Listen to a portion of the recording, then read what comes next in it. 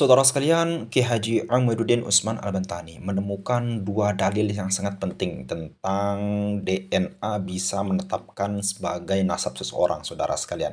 Di sini ada dua dalil penting, salah satunya ada yang dari Al-Quran, saudara sekalian, yang akan dikemukakan oleh Ki Haji Amiruddin Utsman Al-Bantani.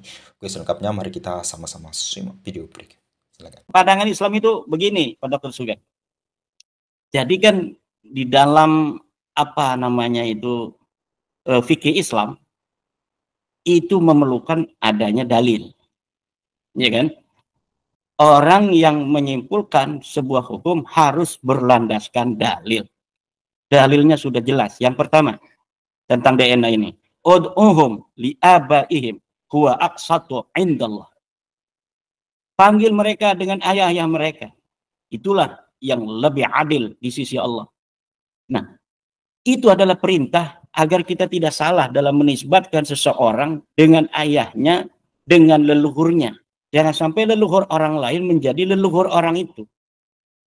Makanya Nabi Muhammad secinta-cintanya beliau kepada Zaid bin Harisah, beliau memanggil Zaid bin Harisah setelah turunnya ayat ini. Tadinya itu memanggilnya Zaid bin Muhammad, karena Zaid bin Harisah adalah anak angkat kesayangan baginda Nabi. Orang-orang, sahabat-sahabat Nabi tidak bisa bertemu Nabi kecuali melalui Zaid bin Harisah. Begitu pula dengan anak-anaknya Zaid yang bernama Usamah bin Zaid. Jika ada masalah-masalah yang kira-kira Nabi akan tidak senang dengan masalah itu, sahabat tidak ada yang berani untuk bicara dengan Nabi, kecuali mereka mengutus Usamah bin Zaid. Karena apa? Karena sahabat tahu kedudukan Usama bin Zaid di hati Rasulullah sallallahu alaihi wasallam. Usama kekasih Rasulullah, Habibun Nabi, Al-Habib Ibnul Habib, kekasih, putra kekasih itu adalah Usama bin Zaid. Zaid Habibun Nabi, kekasih Nabi. Sebelum turun ayat itu disebut Zaid bin Muhammad. Kemudian diturunkan ayat ud'uhum li'abaihim huwa aqsatu indallah. Panggil dengan nama ayahnya, jangan ayah angkatnya. Maka kemudian dengan berat Nabi Muhammad meninggalkan menyebut Zaid ini sebagai Zaid bin Muhammad dan menggantinya dengan Zaid bin Harisah. Nah, ini dalil pertama bahwa DNA yang sekarang ini sudah ditemukan oleh para saintifik ini mempunyai dalil basis syariat. Yang kedua adalah tentang hasil keputusan dari Qarar Majma'il Fiqhi Al-Islami Ad-Duali pada tahun 1433. Ini sudah ada pertemuan para ulama tentang tes DNA yang diantaranya keputusan dari Majma' Fiqhi Islami. Yang pertama adalah wa yumkinul isti'nasu bil basmah al-wirasiyah fi majali isbatin nasabi fima yu'khadu fihi bil qafati min babi awla fil halati taliyah. Al-ula halatu tanazu'i ala majhulin nasabi bimukhtalifi suwarit tanazu' allati dzakaraha al-fuqaha. Bahwa memungkinkan menggunakan al-bismah al-wirasiyah, sidik jari genetik, atau sekarang dikenal dengan Al-Himdun Nawawi, DNA. Kalau dulu itu tahun 1985, ulama Arab menggunakan kalimat al-bismah al-wirasiyah, yang artinya sidik jari genetik. Nah, kemudian sekarang mulai berubah dengan istilah Al-Himdun Nawawi, langsung DNA itu. Bahwa memungkinkan menggunakan DNA dalam pengisbatan nasab terhadap sesuatu yang bisa ditetapkan dengan kiafah. Sesuatu yang bisa ditetapkan dengan kiafah, maka dia bisa ditetapkan dengan DNA, mimbabi aula, bahkan ini lebih utama dengan DNA ini. Fil halatid taliyah, dalam masalah-masalah di bawah ini. Al-ula, halatut tanazu'. Yang pertama adalah dalam keadaan terjadi pertentangan. Dan ini terjadi pertentangan. Ada yang mengatakan Ba'lawi turun Nabi, itu kibin-kibin. Ada yang menyatakan Ba'lawi bukan turun Nabi, mustahil. Para pakar-pakar DNA, para ulama-ulama nasab. Kemudian di sini dikatakan bahwa penggunaan DNA itu bisa dilakukan. Yang pertama adalah halatut tanazu, ketika terjadi pertentangan ala majhulin nasab, kepada orang-orang yang tidak diketahui nasabnya. Siapa yang tidak diketahui nasabnya? Ubaidillah, dia majhulun nasab, tidak diketahui nasabnya oleh ahli-ahli nasab yang dekat nasabnya dengan Ubaidillah. Oleh karena itu, maka penggunaan daripada DNA untuk semacam nasab Ubaidillah Ba'lawi ini adalah sesuai dengan syar'i. Dengan apa? Bimukhtalifi suwarid tanazu' allati dzakaraha al-fuqaha, dengan bermacam-macam gambaran terjadinya pertentangan tentang nasab itu yang disebutkan oleh para ahli fikih. Nah itu jadi saya kira apa yang telah dibuat oleh Pak Dr. Sugeng Sugiarto dengan buku yang terakhirnya ini, bukan buku yang terakhir, maksudnya terakhir beneran, buku yang terbaru ini tentang apakah Nabi Ibrahim adalah sosok historis dan bagaimana kemudian menelusuri DNA Nabi Ibrahim dengan cara induksi, dengan cara meneliti sampel-sampel orang-orang yang mengaku keturunannya, kemudian sampai ditemukanlah secara induktif bahwa Nabi Ibrahim berhaplogrup J.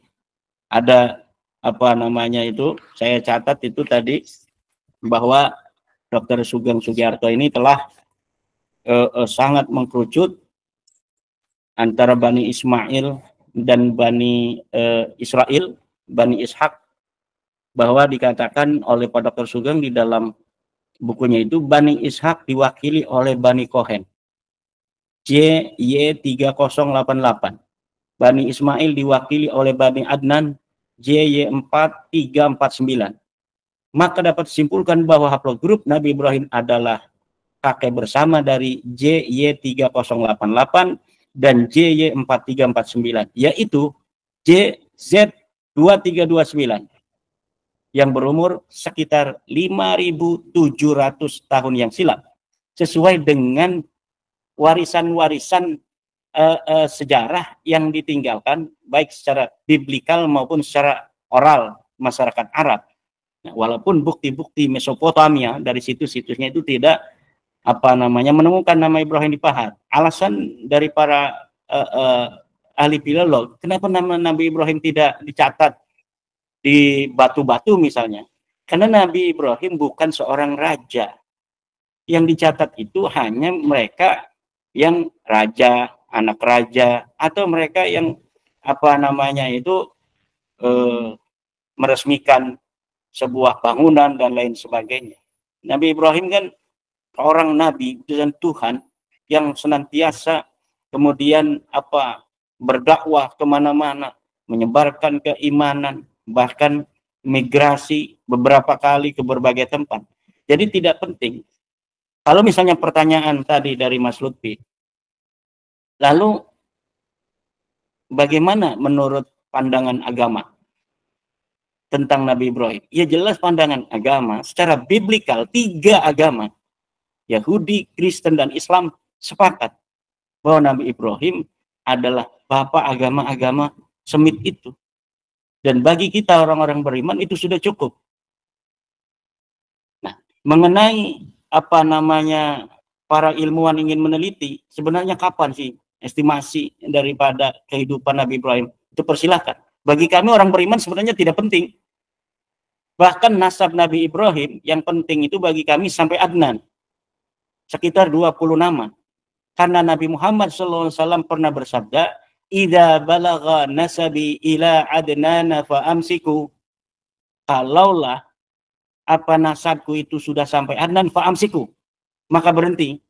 Nah, dari sini ternyata setelah diteliti oleh para ulama, ucapan Nabi idza balagha nasabi ila adnana fa amsiku, memang para ahli sejarah berbeda-beda pendapat tentang jarak dari Adnan sampai Nabi Ibrahim.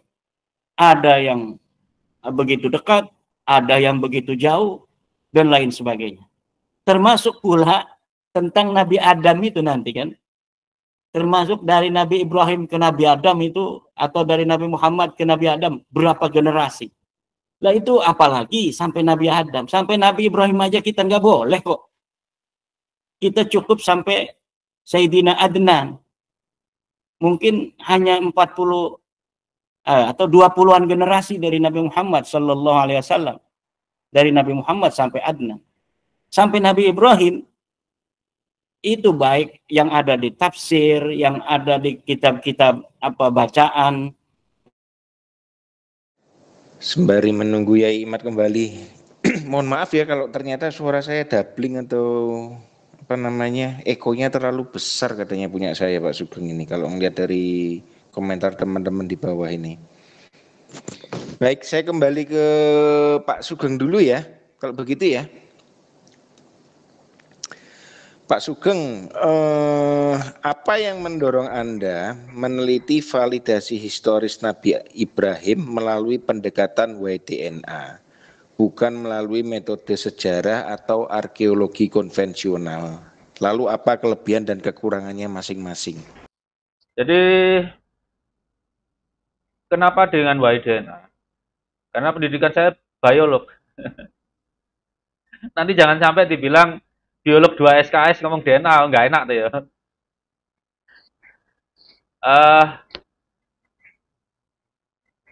Saya menelusuri dengan sesuatu yang saya mampu. Saya belajar tentang DNA itu kan dari S1 di Universitas Brawijaya dulu, kemudian sampai S2. S2 itu sudah manipulasi genetik sebetulnya. Jadi memanipulasi sifat-sifat mikrobiologi gitu. Dan saya rasa kalau untuk historis dan filologi sudah ada teman-teman. Jadi kita harus mencari kesesuaian antar disiplin ilmu, di mana masing-masing yang punya keahlian itu memberikan yang terbaiknya. Karena ini belum disepakati, ya akhirnya pendekatannya seperti itu tadi, model induktif. Kita tidak tahu haplogrupnya Nabi Ibrahim apa, tapi yang kita yakini adalah keturunannya masih ada sampai sekarang. Itu. Jadi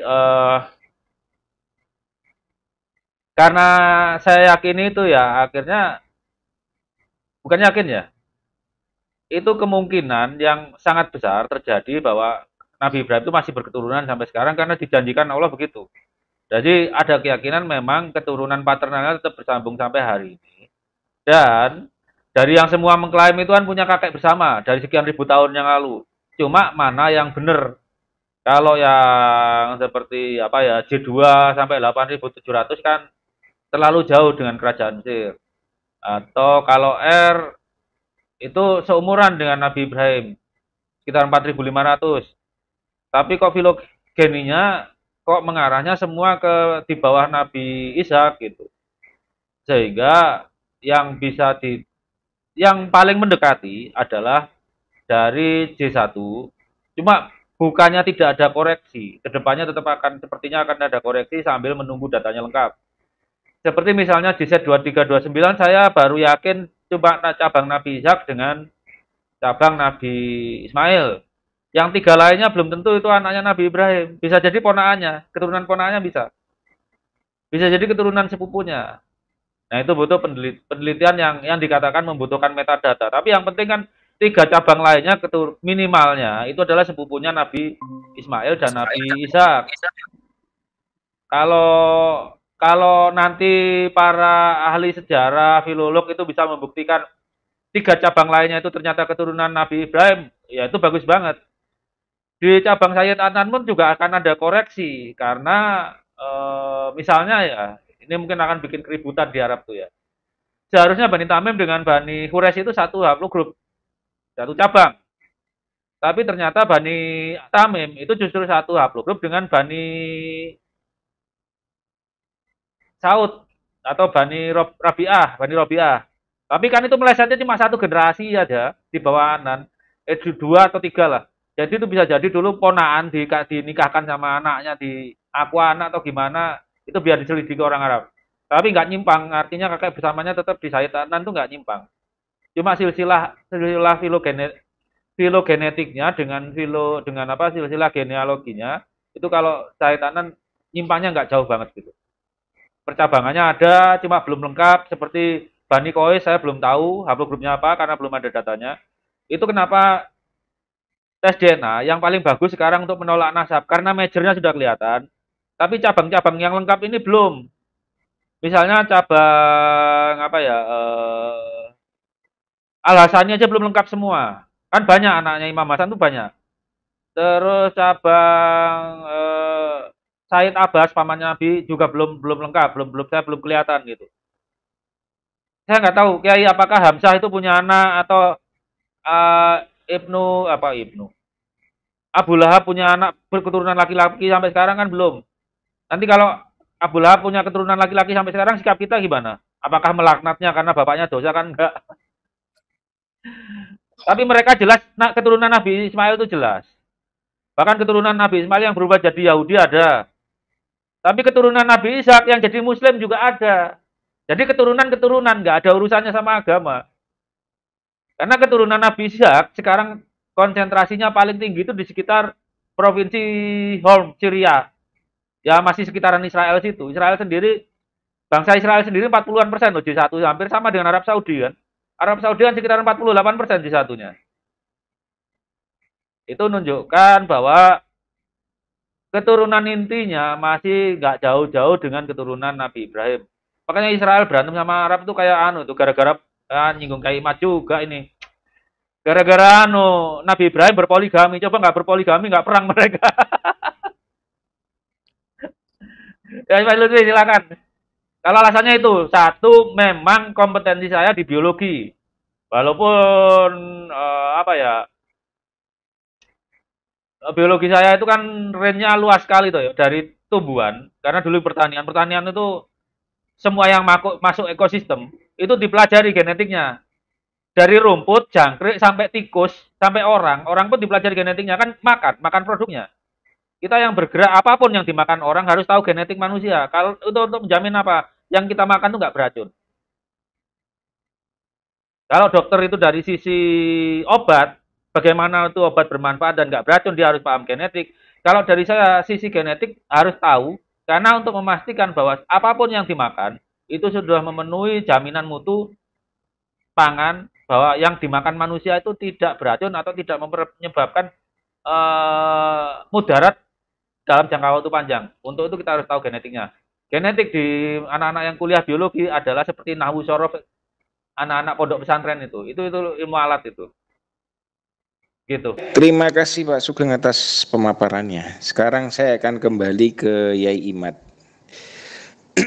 Yai, bagaimana kitab-kitab klasik dalam Islam, misalkan kayak Ibnu Katsir atau Al-Mas'udi, mendokumentasikan silsilah Nabi Ibrahim? Apakah ada perbedaan signifikan antara sumber satu dengan yang lainnya? Dalam hal ini juga saya juga ingin menanyakan mengenai apakah usia Nabi Ibrahim itu ribuan tahun atau tidak, karena ini sebetulnya bermasalah dengan pendekatan filogeni yang akan digunakan Pak Sugeng. Terima kasih, saya dulu. Dalam kitab-kitab sirah itu memang ada yang menyebutkan sampai Nabi Ibrahim, dari Nabi Muhammad sampai Nabi Ibrahim. Juga bahkan ada yang menyebutkan sampai Nabi Adam alaihissalam. Tetapi ini bertentangan dengan hadis Nabi yang mengatakan idza balagha nasabi ila adnana fa amsiku. Jadi kalau nasabnya Nabi itu sudah sampai Adnan, ini tolong berhenti, jangan lanjutkan. Kenapa ini berhenti? Berarti di situ tidak ada tahqiq. Tidak ada yang bisa untuk menyatakan bahwa Nabi Muhammad sampai Nabi Ibrahim itu berapa generasi. Itu bisa diteliti dengan pendekatan lain, yaitu pendekatan historis dan pendekatan genetik. Dan ini sudah dilakukan oleh McLean, sudah dilakukan sekarang oleh Dr. Sugeng Sugiarto, bahwa itu berkisar usia Nabi Ibrahim adalah 5.700 tahun dari sekarang. Nah, kalau 5.700 tahun berarti 57 abad. 57 abad dikali 3 versi Ibnu Khaldun atau dikali 4 versi yang lainnya. Itu tinggal begitu aja. 57 dikali 4 itu berapa generasi? Coba saya kalikan 57 dikali 3 itu versi Ibnu Khaldun itu harus 171 nama. dari sekarang ya. Kalau dari sekarang, kalau dari Nabi Muhammad dikurangi 1400 tahun, yaitu 5700 dikurangi 1400, yaitu 4300, berarti 43 dikali 3. 43 dikali 3 itu harusnya dari Nabi Muhammad itu 129 generasi. Nah, sedangkan dari apa yang kita lihat di dalam kitab-kitab sejarah itu tidak sampai seperti itu. Tapi kalau dari Nabi Muhammad sampai Adnan ini sangat meyakinkan. Orang-orang Arab mencatat sampai Adnan itu hampir tidak ada yang berbeda pendapat. Dan kemudian Nabi Muhammad Shallallahu Alaihi Wasallam itu kemudian mengatakan bahwa nasab saya sampai Sayyidina Adnan itu sahih. Dan itu diberitakan oleh Siti Aisyah dalam hadisnya bahwa nasab Nabi Muhammad dan seluruh orang Arab sampai Adnan itu sahih. Tapi dari Adnan sampai Nabi Ibrahim ini tidak bisa dipertanggungjawabkan. Nah, tidak bisa dipertanggungjawabkan itu terverifikasi oleh kemudian dari berbagai macam sumber-sumber sejarah yang berbeda-beda. Dari Nabi Muhammad sampai ke Adnan itu semua sama, tapi dari Adnan sampai ke Nabi Ibrahim itu berbeda-beda, baik berbeda nama maupun berbeda jumlahnya. Nah, ini menjelaskan kepada kita bahwa Islam itu benar, kebenaran Islam. Kata-kata Nabi Muhammad terverifikasi oleh sumber-sumber lainnya, yaitu sumber sejarah yang bahkan ditulis oleh orang-orang Yudeo-Kristiani. Nanti akan muncul buku Dr. Menahem Ali yang mungkin 1 bulan lagi akan terbit, yang mengulas juga tentang eksistensi Nabi Ibrahim dan kemudian tentang kaitannya polemik nasab dalam Yudeo-Kristiani. Nah, ini juga akan sangat menarik. Jadi nanti buku Profesor Dr. Menahem Ali akan diperkuat oleh buku Dr. Sugeng Sugiharto yang secara paripurna, sempurna, saya kira itu sudah menjadi dalil bagi siapa saja yang mau membaca tentang batalnya nasab Alawi dari sisi genetika, DNA. Kemudian dari sisi filologi, bagaimana tradisi Yudeo-Kristiani kemudian memberikan kesaksian terhadap nasabnya Nabi Muhammad SAW. Ini menepis juga dari sebagian kaum Ba'lawi yang di dalam buku jawaban terhadap buku saya, bahwa metodologi saya dalam meneliti nasab Ba'lawi sehingga membatalkan nasab Ba'lawi ini akan merungkatkan nasab Nabi Muhammad ini sangat tidak terbukti. Dan ini su'ul adab. Orang-orang Ba'lawi dan pendukungnya ini su'ul adab. Ketika mereka rungkat, mereka juga ingin nasab Nabi Muhammad rungkat. Tetapi Allah punya kesatria-kesatria agamanya.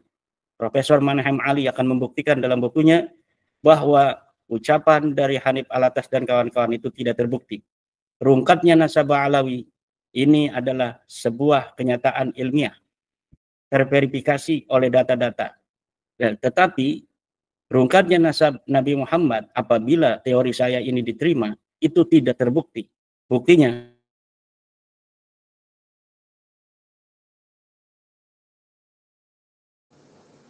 internal masalah koneksi itu sudah ada di dalam buku Bapak Profesor Menahem Ali yang akan diterbitkan 1 bulan yang akan datang. Ini saya juga mengajak kepada seluruh umat Islam yang mencintai Rasulullah dan keluarganya dan keturunannya untuk membeli buku Dr. Sugeng Sugiharto ini, juga buku Profesor Dr. Menahem Ali, yang dengan itu nanti akan sempurnalah pengetahuan kita, bukan hanya dari sisi ilmu nasab seperti yang saya tulis, tetapi batalnya nasab Alawi ini terverifikasi dari tradisi Yudeo-Kristiani, juga terverifikasi dari data tes DNA. Dan tes DNA ini walaupun tidak sedetail daripada Dr. Sugeng, itu sudah banyak ungkapkan secara ilmiah oleh para ulama-ulama di Timur Tengah juga, seperti Dr. Abdullah As-Suaibi, Dr. Umar bin Abdul Aziz, dan yang lain-lainnya, termasuk Dr. Abdullah. Bahkan penelitian Dr. Abdullah itu kemudian muat oleh buku ilmu nasab dari para ahli-ahli nasab. Dan inilah saya kira semakin hari nasab Balawi ini apabila hari ini dipertahankan akan memalukan. Hari ini mereka menolak DNA. Karena ini kan masih ada saja tulisan-tulisan tahun 2010 itu kemudian ketika tes DNA ini masih dalam penjajakan secara ilmiah diungkapkan kembali, termasuk pendapat-pendapat para ahli tahun 1990 tahun 2000 itu kemudian yang ketika itu masih belum konklusif, ini masih dibawa-bawa. Ini ada pendapat ulama anu, ini ada pendapat ulama anu. Padahal itu pendapat-pendapat yang setiap hari kemudian ada penyempurnaan, ada antitesis dari kesimpulan-kesimpulan yang lalu. Nah, itu tentang bagaimana tradisi Islam dalam mencatat sejarah dan silsilah Nabi Ibrahim. Itu memang bahwa Nabi Ibrahim adalah leluhur bangsa Arab, itu nas Al-Quran, Mas Lutfi. Tidak bisa diganggu gugat. Itu nas Al-Quran dan Al-Hadis. Bahwa Nabi Muhammad adalah turunan Nabi Ibrahim. Bahwa Nabi Ismail adalah anak daripada Nabi Ibrahim. Ini nas Al-Quran. Millati abikum Ibrahim. Di dalam Al-Quran disebutkan bahwa bapak kalian itu, hai Nabi Muhammad, orang-orang Arab adalah Ibrahim. Nah, bagi orang beriman itu sudah cukup. Bagi Dr. Menahem Ali yang seorang mu'allaf yang pernah melihat Islam dari luar, ini tidak cukup. Makanya kemudian Pak Menahem Ali membuat buku untuk menyempurnakan nas-nas Al-Qur'an, berita-berita Al-Qur'an itu dengan berita-berita eksternal dari tradisi-tradisi Yudeo-Kristiani juga dimasukkan di dalam buku-bukunya itu. Kemudian tentang bahwa kita turunan Adam juga ini nas Al-Qur'an dan tidak bertentangan dengan DNA ini. Wah, ada yang mengatakan kalau kita menerima DNA berarti ini kita menerima teori evolusi Darwin, bahwa manusia berasal dari kera. Nah, narasi itu saja bermasalah karena Darwin tidak pernah mengatakan bahwa manusia berasal dari kera. Kemudian mengenai estimasi waktu Nabi Adam tidak masuk akal. Kalau misalnya tes DNA yang diberitakan ada DNA, DNA itu 200.000 tahun yang silam, sedangkan Nabi Adam 10.000 tahun yang silam. 10.000 itu dari mana? 10.000 itu kesimpulan siapa? Bahkan ada yang lebih dekat dari 10.000, ada yang mengatakan cuma 7.000 Nabi Adam umurnya dari mulai sekarang. Nah, itu kan hanya sebuah asumsi-asumsi, tesis-tesis yang bisa dibantah dan bahkan telah terbantah. Nah, dulu pernah ada para ulama-ulama, bukan ulama, cendekiawan-cendekiawan yang mengatakan umur Nabi Adam hanya 7.000 tahun yang lalu. Terbantah lagi kemudian naik menjadi 10.000. Terbantah lagi kemudian naik jadi 35.000 sehari ini. Dari mana katanya 35.000 itu? Karena Nabi Adam itu sudah allama Adam al-asma. Sudah pandai dalam ngomong. Berarti dia itu bukan Homo erectus. Berarti dia itu sudah Homo neanderthal yang sudah bisa ngomong. Kemudian sempurna menjadi Homo sapien. Nah, yang kesimpulan-kesimpulan seperti itu kan kesimpulan sementara. Kesimpulan yang tidak tahqiq. Kalau bagi saya, Nabi Adam adalah nabi pertama. Dia tidak punya ibu, dia tidak punya ayah.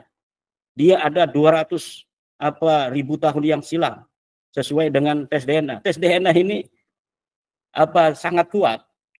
Nah, lalu bagaimana itu urut-urutan namanya? Kalau misalnya dalam tradisi sejarah ada yang mencatat silsilah Nabi Adam hanya 40 dari mulai Nabi Muhammad misalnya. Ya, yang salah bukan titi mangsa Nabi Adam yang 200.000 tahun yang silam. Yang salah orang yang ngurut nama-namanya itu. Mengenai Nabi Adam itu adalah manusia pertama.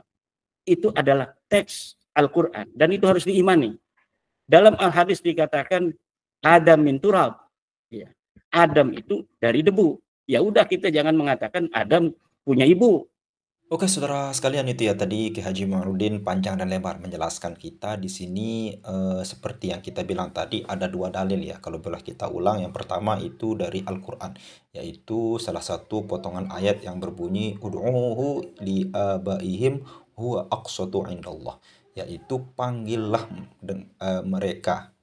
dia dengan nama bapaknya.